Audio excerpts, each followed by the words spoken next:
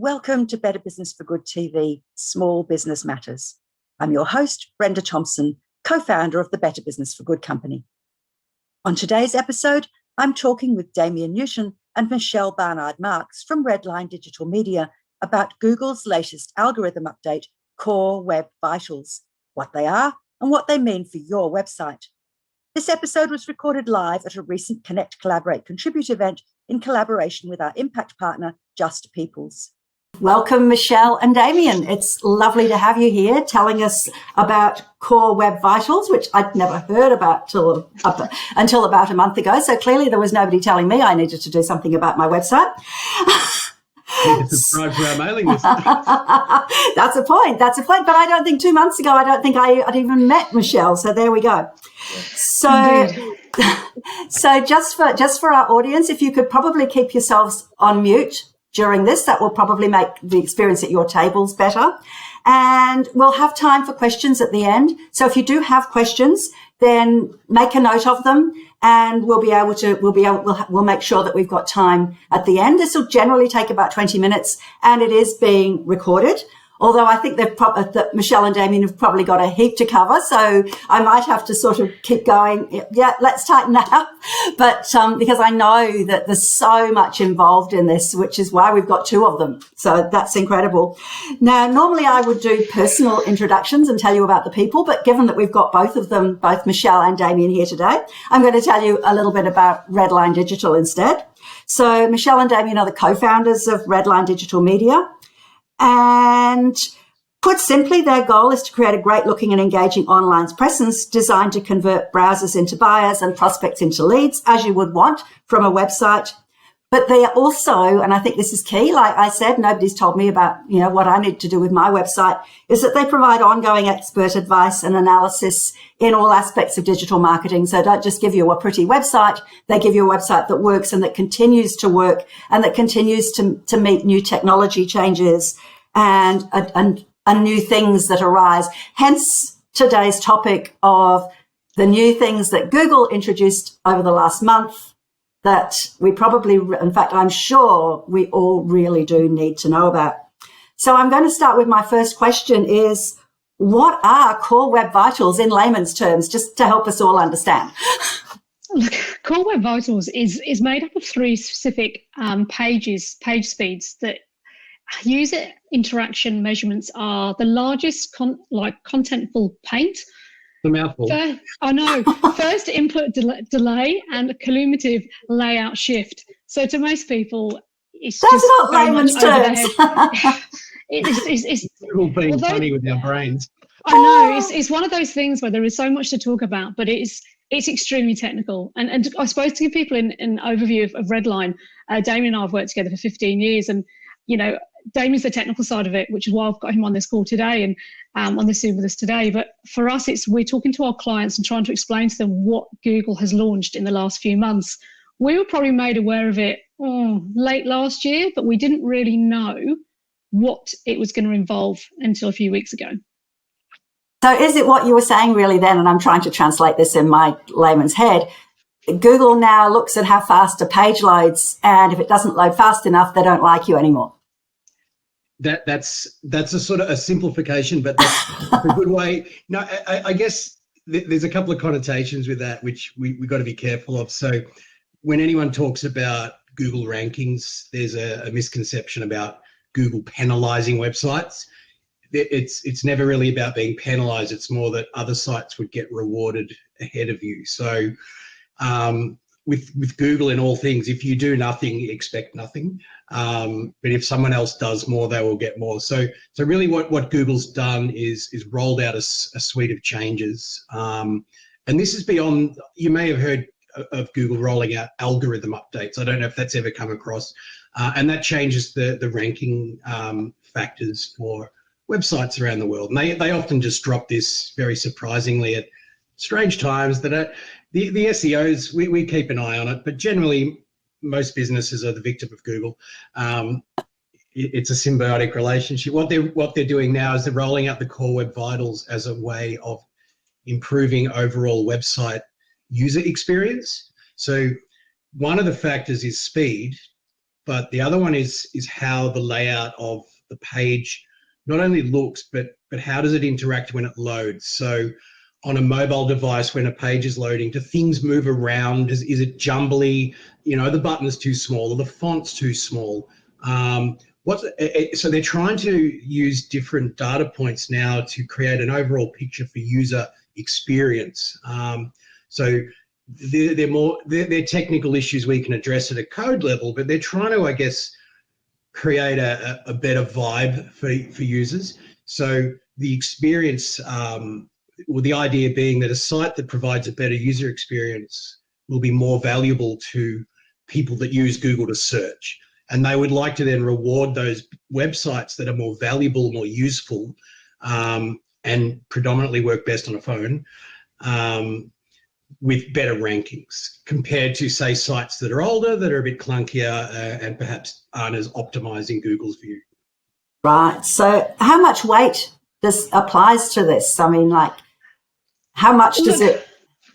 At the moment, because it's just been rolled out, it's not a huge weight at this stage, but you're encouraged to do it because this is going to be one of a few that are going to happen. And we don't know what the next rollout will be. We know they're spaced out generally about, we're thinking 12 months apart, but it's... So they say now.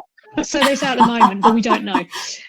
So the importance to increase your speed, the way, the pages load and all that kind of, I'd say, technical stuff in the background, it makes sense to follow the rollouts as they come, as opposed to leave them and have to do them all at once.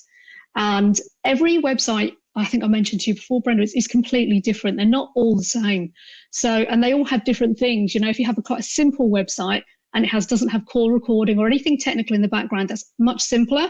But some of the, I suppose, enterprise sites we've worked on, one of our larger clients we've worked on for about 4 months.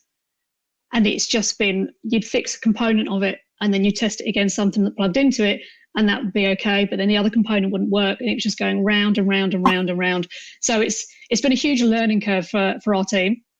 It's been some very late nights for Damian. Financial year fatigue. I've got Google fatigue, that's for sure. Yeah, I imagine. So I'd actually written down when is all this happening, but they rolled this out in June. Was that right? So it's done and dusted? It was announced last year, and then the threat was mid-May. Then actually it was supposedly being rolled out in May last year, but then due to COVID, obviously the world's been on a bit of a reprieve. So they actually pushed it back 12 months, which is interesting because they didn't make a lot of fanfare about it. Although they've given the world an extra 12 months, most businesses probably remain unaware of it and certainly haven't done anything about it. So between March and May, when we thought May was the deadline, there's been a scurry of activity. They then pushed it back to June. So as of mid-June, they've started to count these factors towards your ranking performance in the organic, the free section of Google.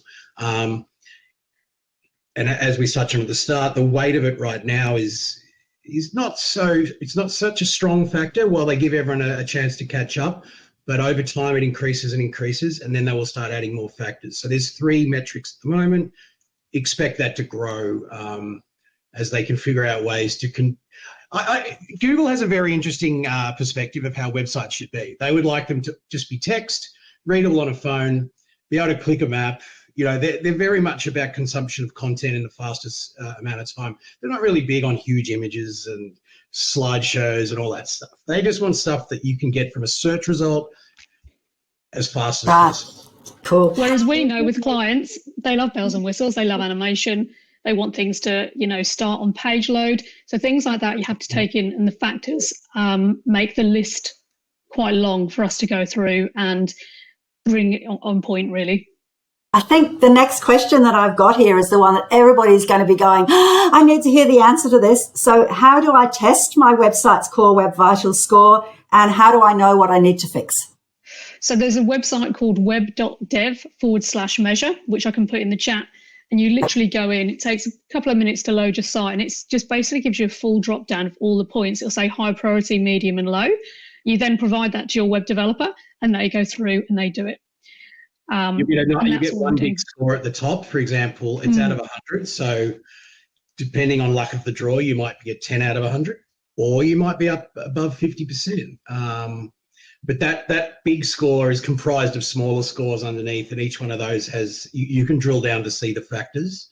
But most of them relate to, again, Google's attempt to get user experience improved. So again, there's technical ways to fix them, but the end result is a better performing website that will really get more clicks, more leads, or in Google's world, a better bang for buck when you pay for their advertising. Yeah, which is I sound a bit cynical towards Google, but it's like that master-slave relationship. I mean, if the score is out of 100, and they're saying, Google had said, if you're reaching about 40 out of 100, you're doing, that's the benchmark. We are trying to push our clients as high as we can, and we're sort of sitting around the 60 or 70. So if you're scoring sort of between 40 and 50, it's not the end of the world.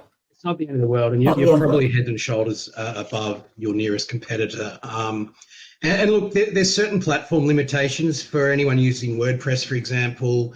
It can only go so fast if we just say speed is the measure.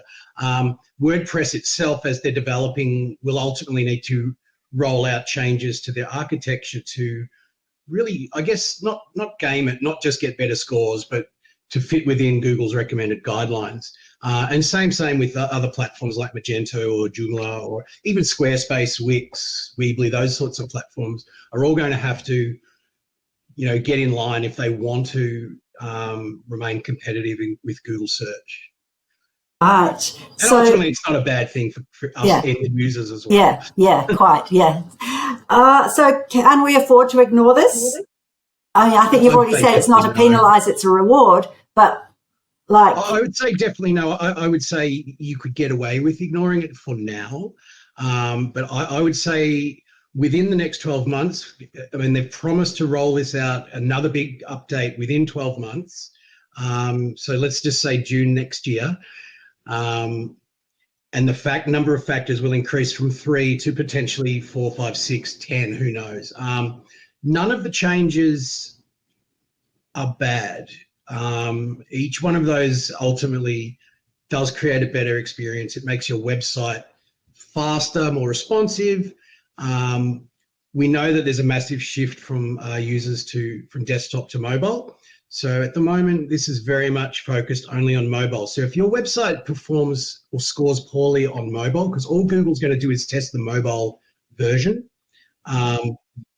that's going to be an issue too. So a lot of sites look awesome on a big screen, or we design them to fit on a certain size for a laptop, but then on screen, on a mobile, it's kind of the second cousin. It's like we didn't really think about it. Google loves mobile; it just prefers mobile search for everything. So you've really got to flip your thinking about who the second cousin is and start putting mobile as where you do all your... We have a philosophy called mobile first when we design sites, and it's a counterintuitive way to think, but start with the mobile, figure out the essential elements that you want a customer or a visitor or a contributor or a donor or whoever to come to your site and see. If they can do it on a mobile screen, that's that really trims down the vital essence of what your product service offering is.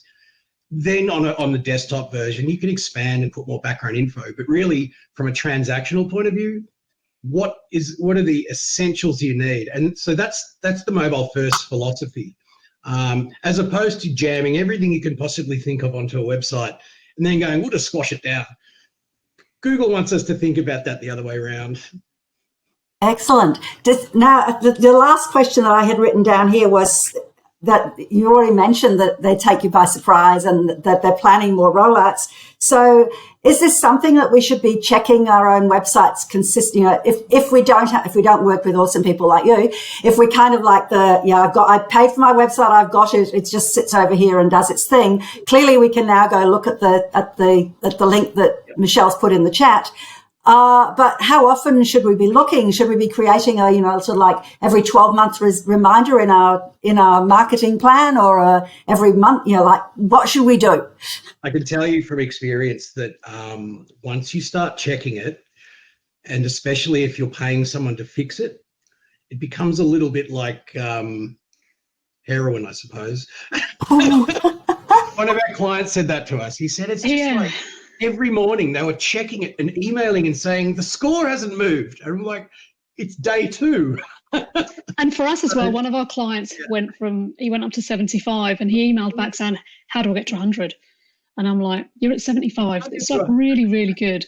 We are making some modifications. He has a shopping cart, so it does have a lot more functionality behind it. But, if you're reaching a good score like that, and for us, when we do a lot of the testing as well, as we don't test during the day, we do a lot of our testing at night.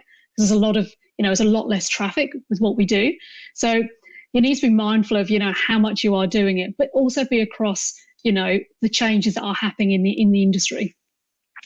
I guess I would get it. Look, you do your first check and you either panic or you don't. If you are engaging someone to fix it, you will obviously check it more frequently. Once it's set to a certain score, it doesn't fluctuate. It's not a really dynamic number. Unless you're modifying your website, your score should remain the same. So I think it's important not to panic about it, but to definitely take it seriously and put it on your roadmap for the next 12 months. Because it's going to help. Oh, hello.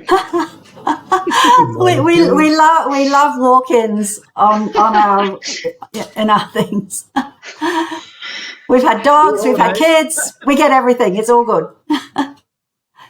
But yeah, look, I guess the footnote, just take it seriously, but factor it in as part of your perhaps next 12 months web/marketing budget, because it will improve your bottom line if you address these issues, if you use your website for lead gen or serving your customers. It can only help if the experience improves.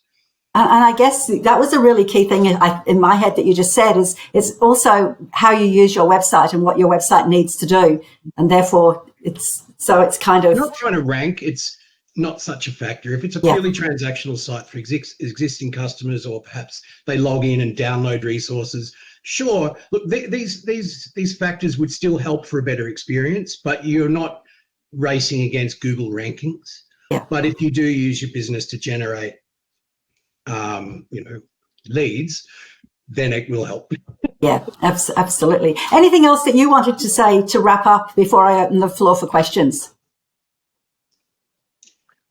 I suppose just to recap, that it is looking at the mobile version only, and again, there's no penalties as such. I think that's probably the key takeaway. I say is that when we talk about Google, don't worry about being penalised. Just worry about someone doing a little better than you. That's a really good take on it. So the competitive aspect, isn't it? Yeah, and to me, it all comes back to goals. And about actually being sensible about is fussing about this going to help me achieve my goals better, or isn't it actually a critical thing? Yeah, I think that's really important. What we can do, I mean, Michelle's put the link in the chat. I've got a sort of an explainer that I put together for our staff as well, so I'm happy to just tidy that up a bit and share that if that's relevant.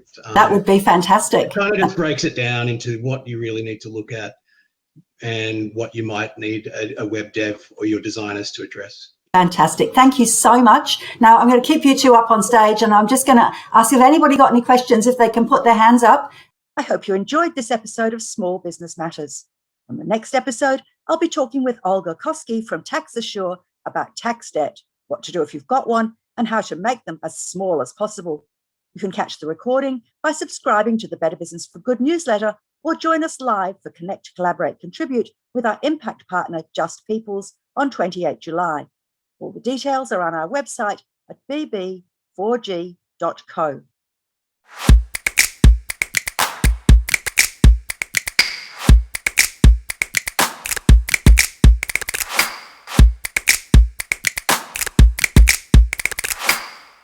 Better Business for Good TV. By small business owners, for small business owners.